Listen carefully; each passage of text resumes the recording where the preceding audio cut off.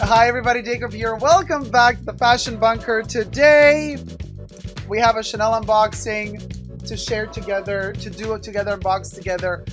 Very precise reason why the unboxing is happening. I have returned my red leather flawed little bag on chain to Chanel. Long story, check out that video before you watch this video and before you throw shade at me for buying something from Chanel again. I'm very clear about what I buy and what I don't buy at Chanel anymore, and I've stayed very consistent and consequent with those rules that I've set up for myself. Now, subscribe to my channel first if you haven't already to know more. Push the join button next to the subscription button. Become a member today. You can access extra perks. You can also join me on Patreon, superdacob, all spelled together, for extra perks there as well. Thank you to my members and patrons who have already pledged. This video is being filmed live in front of a live virtual audience. I live stream every Saturday. You're all welcome to join the live chats. Let me cue them in. Hi guys, stay on topic if you can, if you may, please. Thank you, everybody. Listen, so we're gonna unbox this beautiful. Oh my gosh, this is such a long ribbon. Oh, hold on. Why is this thing so like that? Let's make it pretty. All right. So my sales associate was on holiday, right? And then I was in Australia. I mean, but anyway, I pre-ordered this 10 months ago. Yeah, 10 months ago. And I thought at this point it's not going to arrive at all because the collection has passed already and it still didn't arrive. And worldwide, it really didn't arrive. And I thought, they're just going to drop it. They're not going to produce this anyway. So I kind of gave up hope on it, but then I do receive a message, a little photo. Here it is, it arrived. I was like, oh my gosh, that's, well, fingers crossed it's good quality, because if it's not, I'm not going to pick it up. Now, before we get to this, there's also this. Now, this is a part of this. Well, they're two different parts, because this is from the beauty boutique. Now I also picked up a couple of pieces I want to share with you. You know that the tweed collection launched, right, with the tweed eye palettes. Now I am wearing some color. This is not the quads. It's none of the tweed pouch quads that came out. No, I bought something else. Now let me show you what I purchased. Let's do a little unboxing before we do the big unboxing. Well, this is not a little unboxing, actually, because you're going to see. Now, I got this, which is an awesome piece. I've already used it, so I've opened this one already. But it is the Stylo Yeux waterproof, long-lasting eyeliner from the Tweed collection in the color 52 Cuivre Doré, like a gold copper. That's the color of it, and I am using it right now, today, in the live stream. I am using that on my eyeballs. So I'm using it up here. I also did a line under the eyebrow, which technically you shouldn't do. I just wanted to experiment. Why not? You live only once. And then a little bit under the eye as well. Oh, and in the center there, as well as here. So I am living. Love this color so much. It was really hard to find. I had to go to several boutiques to finally get it, because this one seems to be a boutique exclusive limited edition. So it's not just a seasonal limited edition, it's also where you can find it limited edition. It was so annoying to find it, but I got my 52 Cuivre Doré. Then I was gifted a couple of samplets. We got a Gardenia, Eau de Cologne, and Jersey samples, Eau de Parfums from the Les Exclusives range. Thank you so much, Chanel. Then I bought another little exclusive giblet, living for this one. Rouge Allure, Luminous Intense Lip Color 215 Dilemme.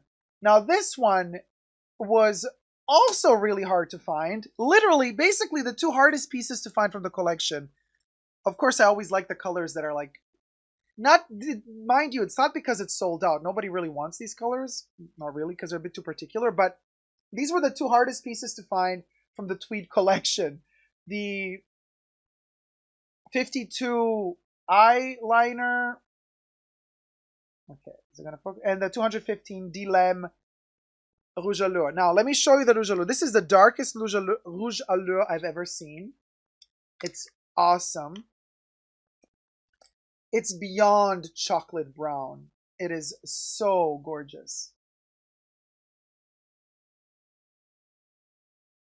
Now, on camera, it does result a little bit more red, but in real life, it's very, very dark chocolatey warm brown. Somebody says raisin. Vampire brown, perfect. Yeah, it's gorgeous. So I was looking for it. One beauty boutique, no, we don't have it. The other beauty boutique, no, we don't have it. I was like, oh. Third time's the charm. Found it in the last beauty boutique. And because I am so in love with this next piece, I got a backup. A backup of this, because this one is used. It's going, almost gone. And so here, before, this is the first batch, right? The 7501 Gabrielle Parfum. I love this perfume so much, and I have a sneaky suspicion it's not going to be around for much longer. So I got myself a backup bottle because this one's going fast. So before you know it, this one's going to be empty. I love my Gabrielle Parfum. So, yeah. To be alive in time in history when Chanel releases a new concentration, new perfume that you love so much, yes, you're going to buy backups. Why? Because, think about it. 1921, when Chanel No. 5 was released, it was available for a very short period of time in that original metal container and flask that looked like a guzzle flask, and then they changed the design of the bottle, and then you could never find it again. So if Chanel launches something brand new that they've never launched before in perfume form, I've learned my lesson. If I love the perfume, I'm buying backups from the first batch, bottom line. And I started doing that very consequently ever since they released Le Lion de Chanel. So I've done it with Le Lion de Chanel, I've done it with Sycamore Parfum, and I'm doing it with Gabrielle Parfum. So I'm not going to go crazy looking for the stuff like 2 years after it's been released and then you can't find it anymore and then you're devastated because you love it so much and you used it up. No, she ain't going there. She ain't going there. So I'm super happy that I got that. Hashtag blessed, as they... what else did I get? Oh, 2 little samples. I got L'Extrait de Crème, which is my favorite. So thank you so much for that, Chanel. And Sublimage, l'essence fondamentale. I mean, not a huge fan of this one, but hey, for travel purposes, why not? So that's that. Oh, CeraVe, I also buy backup of lipsticks if I really love them. I bought back in 2009 a backup of Hysteria, the purple black lipstick. I have 2. All right, so there's that. Now, heading over to this. Now, just for those of you who are thinking like, oh my God, you're throwing shade at Chanel for their quality and they hate you, they hate you. They don't hate me. They actually invited me to, they love me because I give them money. They invited me to the launch of the world launch of the Tweed palettes. So there was this wonderful evening, like a dinner type of canapé moment. Champagne was served. Everybody got their makeup done. It was so gorgeous. I took pictures. I'm going to share them with you. Well, you can check out some of the pictures already on my Dacob CC, all spelled together, Instagram account. But I'm going to show you something here as well. Now, let's unbox this baby. Dust bag. Ah. I asked for, oh no, the camellia. Oh, come on. These stupid paper camellias. They're like so cheap nowadays. Anyway, it's not even sticky anymore. Their camellias are not the best, anymore. They just do them in paper. So here's what I got, you guys. Plus this, I always ask for the original cover. You're going to see how this falls into place here. But yeah. 10 months waiting for this. Can you believe? Okay. I mean, those of you who follow me, they know. They know. They know. If you follow me, you know. When I say 10 months of waiting for this, you know.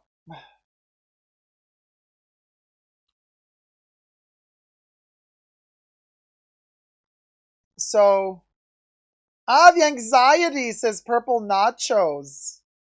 I'm telling ya. Oh, one of the loves of my life. Oh my gosh, it's almost there. You can almost see what it is. I don't want it to fall out because it's not attached. And when I reveal what it is, don't leave the video because I have some pictures to show you guys still. So there's still a bit of conversation left that you might find interesting once we reveal what this is. Oh, oh, oh, oh, look at the gold. Oh, finally, I have received my frickin' Metiers Byzantine Maltese cross brooch. This thing is so rare. It's no boutique literally ordered it except if you pre-ordered it because it doesn't really have a big double. You see the double C is kind of hiding in the resin. Look at how it look at the light. Oh my god. Made by Goossens, made in France. Check out the back. It has a sunbeam. Oh my gosh. Look. Can we oh my god. We'll go would freaking go. You guys, look at these rays of oh my I can't. Oh. And look at the beauty of it. It's beautiful back and front. Now, it's not just a square. It's a little bit more elongated at the top and bottom, and the sides are a little bit tighter. So it's very, very Byzantine. And it's like a hammered metal, 24 gold carat plated. Goossens does gold plating still for Chanel. And then we got these resin bubbles, right? Of which, as you can see, the side bubbles have a honeycomb design. You see how they look at that. Look at that. Now, I have a sneaky suspicion that the honeycomb, the 4 external honeycomb shaped resin little giblets have been pre-manufactured and then placed inside. Probably the bubble in the middle as well. You know, in the past, they used to do more pouring the resin or the glass, depending who was making it, in and then letting it dry. They could have still done it here and then pressed a shape on top to create the honeycomb, but we don't really know if these were pre-made or not. However, it's not like you can check. Oh, can I have 3 pieces of the same cross to compare? No, they literally ordered only one for me. And the funny thing about this piece is that, you know, oh god, it's so beautiful. I can't even. Look at that beautiful hammered texture of the metal. The funny thing about this piece is that it's been highly and heavily promoted. It was on their runway. It was in all the ad campaigns for the Metiers Dacob. Let me show you some pictures.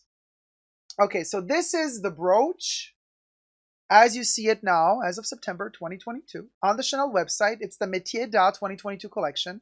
Even though the Metiers 2022 collection is already over, that's how fast Chanel moves, like H&M. Every couple of weeks there's a new collection. So even though this collection hit end of June, now it's mid-September or late September, this collection is already 2 collections ago. So they had, after the Metiers collection that hit end of June, they also had, or mid-June, they also had pre-fall-winter and now the main fall-winter. So 2 collections after this one. But this cross just arrived this past week. Let me show you the next picture. So this is in their ad campaign, the photo that's been plastered all over every major city that had Chanel advertisement happening in it. Bus stops, train stops, posters all over the city advertising Chanel, fashion magazines. Any fashion magazine that was advertising the Metiers collection would showcase this photo. See what she's wearing on the dress? This brooch. And yet, you couldn't find this brooch anywhere. This brooch is like literally nowhere to be found because no boutique ordered it, because it doesn't have a prominent double C logo. So in the back it does, but not in the front. So most boutiques order these brooches only if a customer wanted them. My boutique only ordered one because I was the only customer that wanted it. Now, let me show you the other picture. This is me over a week ago at the event that Chanel invited me to for the launch of the tweed palettes. Look what photo is prominently visible at the entrance of the event. And they literally showcase the brooch. And I took this photo. This was before I got my brooch. I was like, oh my God, they're really teasing me, aren't they? This brooch is everywhere. Chanel is showing it everywhere on their photos, ad campaigns, but you can't get it because it's really late. They haven't produced it yet. Isn't that funny? So hilarious. So I took a photo next to the brooch, and now I finally have this beautiful little baby in my lap.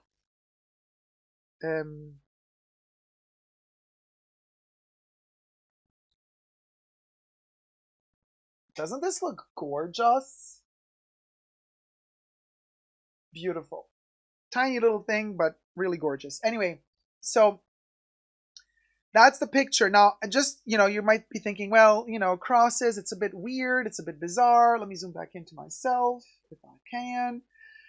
You might think, oh, it's a little bit bizarre with brooches. If it's a cross, it's weird, has some sort of like religious connotation. Not really, because the Maltese cross is about good fortune, not necessarily connected to religion, although in many countries it automatically is.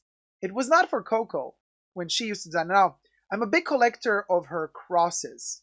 Everything that Chanel does with the crosses, if it's referencing more antique, like the Byzantine crosses like this one, but also more futuristic looking ones. So I have a little bit of a collection here to share with you.